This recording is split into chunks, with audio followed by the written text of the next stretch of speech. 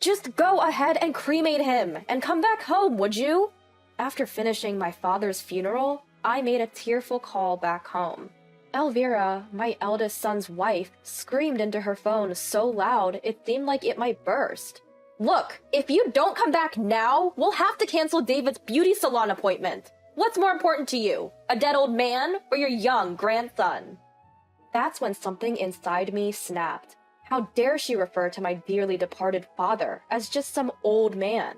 I've been quiet and obedient until now, but I've reached my limit. Cereza, is something wrong?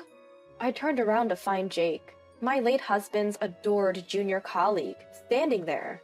Jake, I have to go home. What? Aren't they starting the cremation soon? When I told him about Elvira, his expression changed immediately. His eyes filled with anger. Cereza, you don't have to go. I'll talk to her. Without waiting for my reply, Jake turned and sprinted away. I thought of calling him back, but then reconsidered. If Jake's genuinely angry, my daughter-in-law won't get off easily. Well, maybe that's for the best. She didn't even allow me to pick up my father's remains and was trying to boss me around. Let's consider Jake's sudden intervention as a bolt from the blue.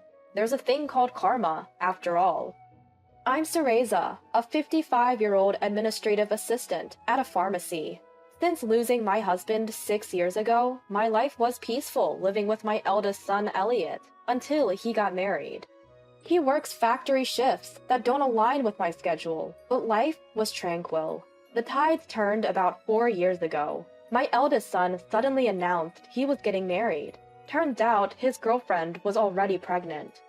Things just sort of flowed that way on our third date. You could say we were blessed with a baby. Third date? You've barely been together. What can you do? A child is on the way.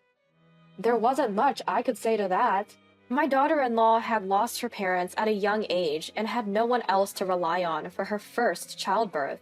So they moved into my house. Having a stranger in my home didn't sit well with me, but given the circumstances, I couldn't say no. After moving in, my daughter-in-law started out humble enough, but that changed after giving birth. I've shown mother-in-law her grandchild's face, and one day I'll be the one taking care of her. I'm busy with the baby, so you can handle all the household chores. She became pretty brazen about it, complaining if meals, laundry, or cleaning fell behind. I thought it would change as baby David grew, but even at 3 years old, it hasn't. I've put up with her because, well, what else can you do? Any mention of helping out is met with nonsense. Do you realize if anything happens to you, mother-in-law, I'm the one who'll have to look after you? Well, yes, but... So let me focus on work and raising my child. For now, you've got everything else, right?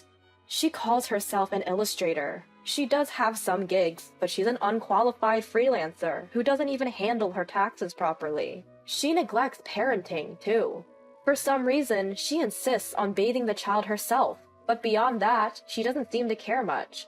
She shows zero concern for my son, who's burning the candle at both ends with his 3-shift job. All she seems to care about is her long, straight hair, which she treats at expensive beauty salons. In my eyes, there's a growing rift between my son and his wife. But they have a child, so I've been biting my tongue and making do. My 80-year-old father has lived alone ever since my mother passed away. Living with you would make me too dependent and weaken me. It's better to tough it out alone. No matter how many times I've offered to live together, he stubbornly refused. I could tell he didn't want to burden me, his thoughtfulness shining through his words. As if I would ever consider it a burden. I've always adored my dad since I was a kid. He was laid back, never sweating the small stuff. When Mom crashed his car into the fence, or when I spent the night out with my first love, he would just laugh it off. The only time he would get really mad was when I bothered other people. Every morning we'd text each other to make sure we were both okay. Dad had worked hard to learn how to use his smartphone, mastering his messaging app. Whoever woke up first would send a sticker, and we replied to confirm we were both well. It was our morning ritual. But that morning, there was no reply from Dad. Usually, I'd get a sticker of a smiling sun, his favorite. Even calling him got no response. Worried, I sped to my parents' home before heading to work. I unlocked the door with trembling hands, rushed inside, and found my dad. Dad? He was lying in the hallway, clutching his chest. I hurried over, but he was already gone. Dad? Dad? By the time I was desperately calling out to him, he had already passed away. Overwhelmed with grief, I couldn't do anything but cry. My eldest brother, Elliot, took care of the funeral arrangements. Thanks, Elliot. No worries, it was sudden. Let me handle it. You stay with Mom. While Elliot was considerate, his wife didn't even come to see my dad's face.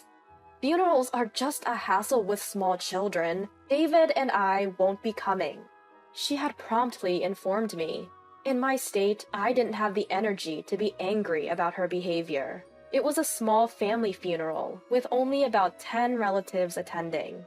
Even without her, it wouldn't cause a stir, or so I thought. The day of the funeral was cloudless, reflecting my dad's sunny disposition. As the minister spoke, I alternated between looking at my dad's photo and his coffin, tears flowing without end. Amid my grief, I noticed something odd. My brother Elliot's pocket kept vibrating again and again. Before the ceremony, I had given him my phone to hold because my mourning clothes didn't have pockets. Clearly, he was curious, but couldn't check during the funeral. In the end, it had to wait. Mom, it's from Elvira, said Elliot, handing me my phone after the ceremony. It was filled with missed calls from his wife. Elvira only calls me when she needs something. I wonder if something happened to David, Elliot mused, his face serious. Well, I'll give her a call then.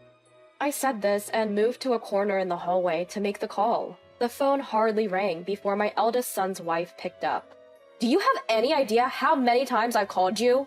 I'm sorry, I was at a funeral. What's going on? Right after I said that, a piercing voice filled my ears. Today is David's salon appointment! Come home and drive him there now! I didn't immediately understand what she meant. Okay. After reflexively responding, it dawned on me what she was demanding. She wants me to leave my own father's funeral to take my grandson to a beauty salon. But I can't. My father's cremation is about to start. I can't take David today. What? Cremation? Your grandpa isn't coming back, you know. Really? Did you just say that? Elvira, it's inappropriate to call my father's cremation that. Just let them burn him and come back home. Ignoring my objections, my eldest son's wife ranted on. If you don't come, David's appointment will be canceled. Who's more important, a departed elder or a young grandchild? I can't believe you. Just come home, right now! She left it at that and hung up. I was at a loss for what to do next. As I stood there, bewildered, forgetting to even lower my phone, a voice called out from behind me. Teresa, is everything okay? At that moment, it was Jake who spoke to me, my late husband's devoted junior colleague. He still visits my husband's grave every year on the anniversary of his death, a very dutiful young man. He can be quite intimidating when angered, but he's always treated me with the same respect and care as he did my husband. Today, he came to the funeral because he felt that my father was like a parent to him as well. Jake, I have to go. What? Isn't the cremation starting soon? My daughter-in-law insists I take my grandson to a beauty salon now. What's going on? I told the shocked Jake about Elvira's regular attitude and the recent conversation, how she tries to boss me around and treats me with arrogance, and how she had the audacity to call my father a dead old man. Teresa, don't worry about going. I'll talk to my wife. Fuming, Jake immediately turned back and took off running. Knowing Jake, he probably didn't actually go to chat with his wife. Mom, are you okay? My eldest son, who came over as if on cue, gets a quick rundown of what just happened. So Jake stormed off home, right? Yes. If Elvira angered Jake, that could be a problem. Well, if that's the case, it's on Elvira, isn't it? It seems like my eldest son has no intention of stopping Jake either. In the end, I stayed to see through the cremation and the collection of my father's ashes, as planned. I only returned home after placing my father's urn on the family altar. I had planned to stay at my parents' home for a while because it felt lonely to leave my dad's ashes alone, but I had forgotten a few things. Plus, I was concerned about my daughter-in-law. "Don't worry too much about Elvira," said my eldest son, gripping the steering wheel with restrained anger. "I don't know what she'll say when we get back, but it's absurd to ask me to come home during Grandpa's funeral. It's really gotten to me." "About Elvira?" "Yeah, she dumps all the housework on you, and has even yelled at David enough to make him cry. I'm thinking of considering divorce as an option moving forward." I'm not a fan of my daughter-in-law either, but hearing the word divorce from my son leaves me conflicted. Our grandchild is still young. Can they really separate just like that? But I too am fed up with living with my daughter-in-law. I have my concerns, but I won't oppose a divorce. In the end, I only told that much to my eldest son, Elliot. They're a married couple. They should do what makes both of them happy. But how did it come to this? I lost my husband, and my son's marriage isn't going well. My father, who was always there for me, has been reduced to a small pile of ashes. Thinking about it all, I couldn't stop my tears. "I'm sorry, Elliot. Can I just cry for a bit?" With that said, I cried loudly until we reached home. When we got home, the entrance was a mess. The potted plant that had been on the shoe rack had fallen over, and sandals and shoes were scattered everywhere. Even the welcome mat had been flung to the middle of the hallway. Jake really did lose his temper. My eldest son remarked with disbelief as he took off his shoes. "If you get Jake seriously angry, it's a big deal. But Elvira's the one at fault, so it can't be helped." With that, we walked into the living room to find my daughter-in-law sitting on the sofa, visibly stunned. As we entered, she slowly turned her face toward us. Her expression was just as I had expected. There was no doubt she had been hit by an infuriated Jake. "You guys..." She slowly stood up as she looked at us. Judging by her steady stance, it seemed she had only been hit in the face. "You think it's okay to send a guy like that after me? Isn't that criminal?" "I didn't send him. I just told him what you've been doing to me, Elvira, and, well, he got angry. Who wouldn't?" "Excuse me? You think I deserve to get punched? What is he, a gangster?" "He is. A real one."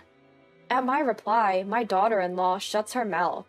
"My late husband was a gangster's son. The man who came earlier was one of his juniors. He respects me." "What did you just say?" "I told him how you've been treating me, Elvira, and how you told me to skip my father's cremation. That's why he got so mad." As I finished speaking, a loud cry rang out. I turned to find my little grandson, who had seemingly appeared out of nowhere, crying by the door. Rushing over, I scoop him into my arms. "Granny, I'm scared." "I'm so sorry, little Sue." I take my grandson to my room to calm him down. Though his tears stop, he clings to me. That's when I notice a small bruise on the back of his neck. What could have caused this? As I ponder, my son, wearing a serious expression, enters the room. "I'm going to stay at my parents' house for a while," I blurt out as I pass him our child. I want to distance myself from my daughter-in-law as soon as possible. "I get it. I don't want to be around Elvira either." "Okay, I'll handle Elvira. Don't worry." "Thank you. Please do." Quickly, I pack a suitcase with the essentials. All the while, my thoughts are racing. The ongoing arrogance from my daughter-in-law since she moved in, her cold indifference to my hard-working son's health, her audacity to demand that I pick up my grandson during my father's funeral, and her harsh words to my father. What Jake did might be socially frowned upon, but it was a relief for me. "Today is the day for my son to go to his beauty salon. Get home right now and drive him there." I suddenly remember the piercing voice of my eldest son's wife over the phone. A voice cold as steel, void of any warmth. Honestly, I didn't care what she or anyone else had to say. In fact, I was even grateful to Jake for his actions. The next day, my eldest son called me while I was staying at my parents' home. "Mom, can you come home now?" "Right now?" "As soon as you can. There's something important we need to discuss while David is at daycare." His voice carried an ominous tone. Feeling that this was no small matter, I sped home. As I burst into the living room, I found my son looking more serious than I'd ever seen, sitting next to his wife on the sofa. "Mom, sorry for calling you like this. What's going on?" "Elvira has been doing something terrible to David." "Terrible?" That's when it hit me. I remembered the small bruise on the back of my grandson's neck from yesterday. Elvira always insists on giving him his bath herself. Could it be? I found bruises on David's neck and arms, and when I took off his shirt, I found them all over his body. I confronted Elvira, and she admitted to pinching and jabbing David frequently. It's too much for a small child. Elvira's eyes widened. Her expression confirmed the truth of my son's words. "Elvira!" A renewed and fiercer anger welled up within me. Her arrogant attitude and the coldness towards my son were somewhat mitigated by Jake's actions. But doing something so cruel to my tiny grandson? Unforgivable. That's something I will never, ever forgive. I'll forget what you did to me and Elliot after yesterday's events, but I will never forgive you for hurting David. What are you going to do? David is my son, not your mother-in-law's son. What's your point? David is my treasure. I can't have a daughter-in-law who harms him. Leave our home, now! As I raised my voice, Elvira looked at me with fear for the first time. My son then picked up where I left off. We're getting a divorce, Elvira. Your arrogant behavior towards Mom and the disrespectful attitude towards Grandpa were terrible enough, but I won't ever forgive what you did to David. We're divorcing right now. Understand? At his words, the color drained from Elvira's face. Divorce? Wait a minute. If you do that, I'll have nowhere to go. Fine. Do whatever you want. Once I tell David what you've been up to, you won't be welcome here anymore. Mom already said you should leave. I haven't had any illustration work for the past 6 months. What am I supposed to do if you kick me out? The daughter-in-law broke down crying, like a small child. There was no trace of arrogance or tyranny in her demeanor. You brought this on yourself. If you don't leave, I'll tell that man what you did to David. Upon hearing my threat, my daughter-in-law clutched her head and started shaking, her face a mess, ruined by tears and a runny nose. Stop it! Okay, I get it. I'll leave. So this means we're getting a divorce. My son asked for confirmation. His wife glanced between the two of us and slowly nodded. In the discussions that followed, they did divorce, and my son retained custody of our grandchild. Coincidentally, the tax authorities also started investigating her. She hadn't filed taxes in years, despite her freelance work. As expected, she now faced significant back taxes and penalties. Finding a new place was tough for her. She finally settled into an old, run-down apartment. After the divorce, she's juggling multiple part-time jobs to make ends meet and pay off her tax debt. I saw her once on the street. She looked as though she had aged 20 years. My grandchild reaches out to me with the most adorable smile. When I pick them up, they hug me tightly. You know what? What is it? David really, really loves Grandma. When my grandson says something like that, the heaviness in my heart from losing my father begins to melt away. My divorced eldest son, Elliot, sends David to daycare when he works daytime shifts. But when he's on evening or night shifts, he relies on me to take care of the little guy. Weekdays can be a bit hectic, but time spent with my grandson is always a joy. I can't keep mourning my father forever. There are plenty of responsibilities that come with supporting Elliot, who's decided to raise his child alone. And someday, when David grows up, I hope he becomes a kind man like my father. I'm committed to giving all the support I can to make that happen.